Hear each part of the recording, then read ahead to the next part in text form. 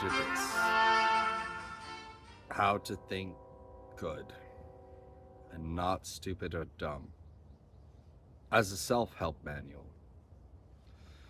Consider this no ordinary self-help manual. I quote the philosopher Ludwig Wittgenstein, who said, "I suppose if you want a good guide to the city of London, they would take you to the Parliament and Big Ben and all of the touristy spots that you might want to go to.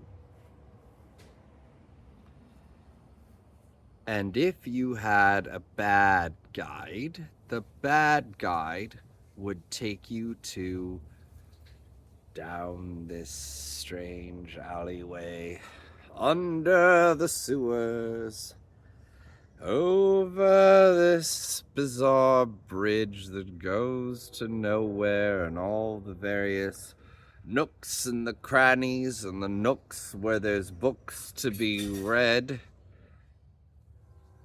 and all sorts of other nonsensical seeming places. I am not a good guide.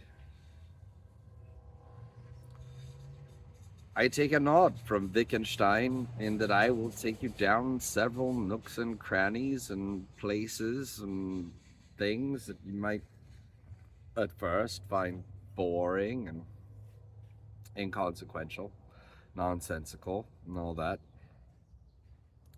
But if you bear with me, I think you can gain a better knowledge of the general landscape at large of your own inner life and your own being, and how to wield it in such a way to achieve something more than what we might deem normal for today. I do this because it seems difficult to point to certain concepts. I can point to the tree, I can point to these little leafy guys who can all look publicly observably. We can agree. We call this thing a tree. We call this thing a leaf.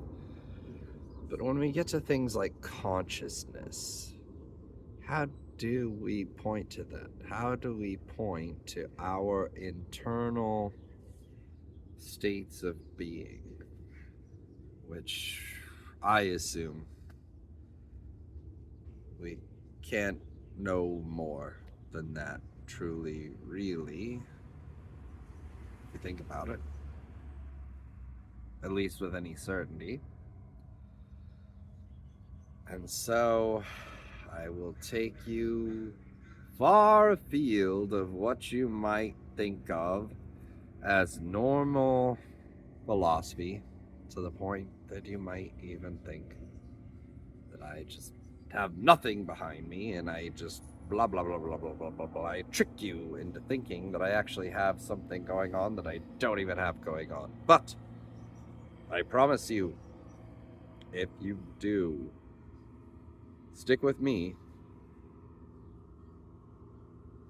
perhaps you will learn how to think good and not stupid or dumb.